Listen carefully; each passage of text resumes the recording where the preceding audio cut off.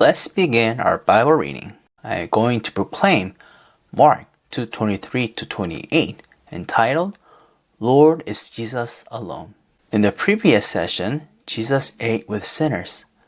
This is so important. Why? It is because that scene had never occurred in Judaism. The Jewish religion was a religion to abandon sinners. It was a religion for the righteous alone. It was a league only from themselves. However, Jesus came and said, religion is to exist for sinners. He chose his disciple among the worst sinners and enjoyed the party he prepared. After this, today's episode occurs. One Sabbath, he was going through the grain fields, and as they made their way, his disciples began to pluck heads of grain. Jesus was going through the grain fields. His disciples were eating grains. Most likely, the grain fields belonged to someone else. However, the law was generous to the hungry. Eating grain in the grain fields of others wasn't regarded a theft unless one carried a load on his back. The law determined that it was not a sin if the hungry might eat grains others' grain field. Nevertheless, the problem was that it was on the Sabbath. On the Sabbath, people must not do anything except a few things. Jesus' disciples eating grains involved 4 violations of the Sabbath law. First, plucking of grains is harvesting. Second, chafing their hands is threshing. Third, flinging away their chaff is winnowing. Fourth, all these activities are making food. This trivial action involved 4 violations of the Sabbath law. The Sabbath law was one of the 10 commandments, but to violate it was almost the same as to violate all laws. Why? It is because laws concerning Sabbath was over 200,000 out of 430,000, all the laws in total sum. The violators of Sabbath were to be stoned to death out of the village. Disciples were to be stoned to death due to their thoughtless act. What should they do? And the Pharisees said to him, Look, why are they doing what is not lawful on the Sabbath?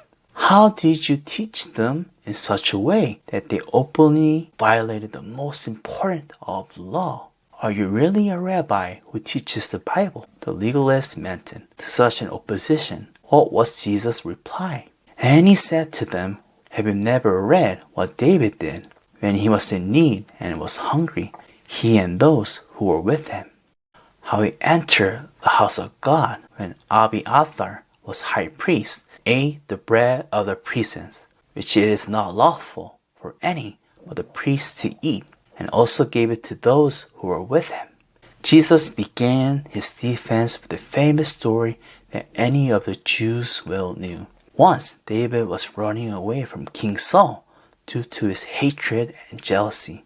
3 days he starved and was nearly dead. He just arrived at the town of priests. There only the breads of the presence, which could be eaten by priests alone. What are the breads of the presence?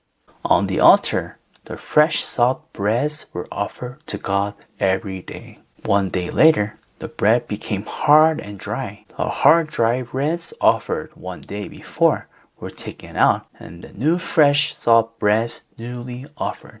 The hard, dry breads were called the breads of the presence. The breads of the presence could be eaten by priests alone. However, Abiathar gave David and his men the breads because they were about to die from starvation, so that they could survive and succeed in making the greatest dynasty ever in Jewish history. Who is David? He is the founding father of Israel. The star in the Israelite flag is the Star of David. David is Israel herself. No David, no Israel. How could David survive at the deadly starvation?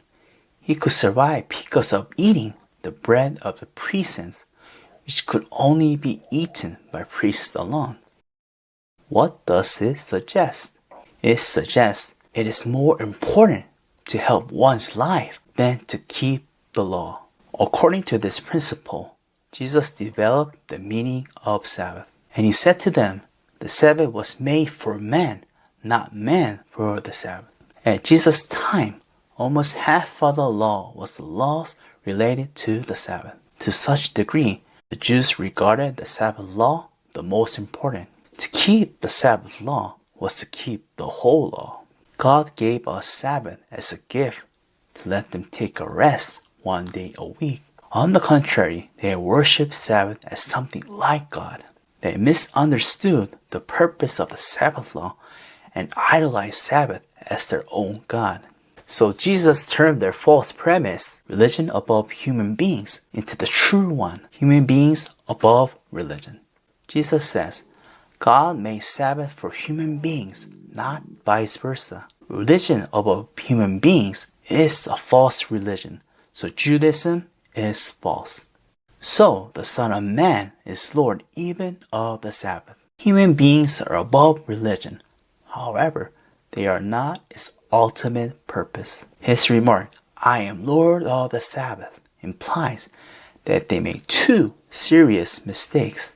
First, Lord of the Sabbath is not law, so it is idolatry to worship the Sabbath as something like God. Second, Lord of the Sabbath is neither human thoughts nor human beliefs, such as ism.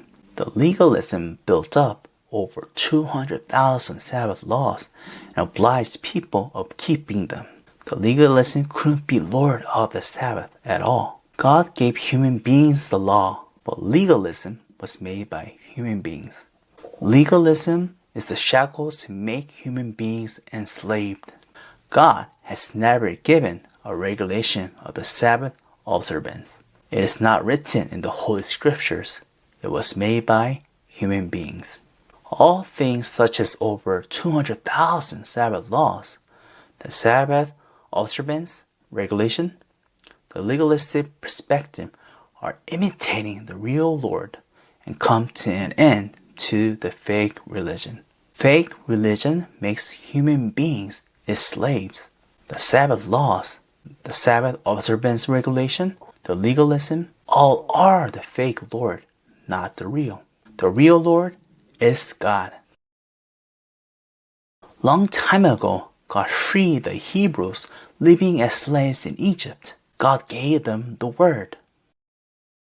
However, they made the Word degraded to the legalism and themselves to the slaves of the law. So God sent them His Son to set them free from the slavery of the false religion. While people called Him the Son of God, He called Himself the Son of Man. What did He mean by the Son of Man? It means the God who became the servant of human beings. God loved human beings so much that He became their servant. Jesus said concerning the purpose of His coming on earth, for the Son of Man also came not to be served, but to serve, and to give His life as a ransom for many. To serve is diakoneo, which means to be a servant. To serve, to be a servant of, is not a terminology to refer to human class, but to the relationship of love. Reverend John Maxwell didn't like to wash dishes at his teenage years so much. One day, he was washing dishes over 45 minutes and was humming a tune in his girlfriend's house. If you fall in love with someone else, you become a fool. If you fall in love with someone else, you are willing to be his or her servant. So, the Son of Man means the God who falls in love with human beings. Who can sit on the chair of Lord except the God who so loves us? Lord of the Sabbath is Jesus.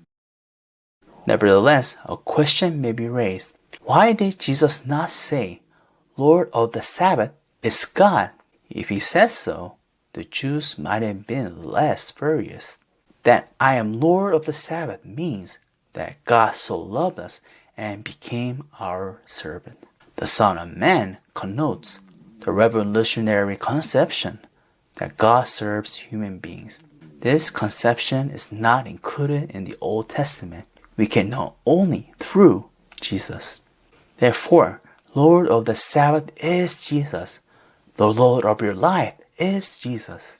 Lord is Jesus alone.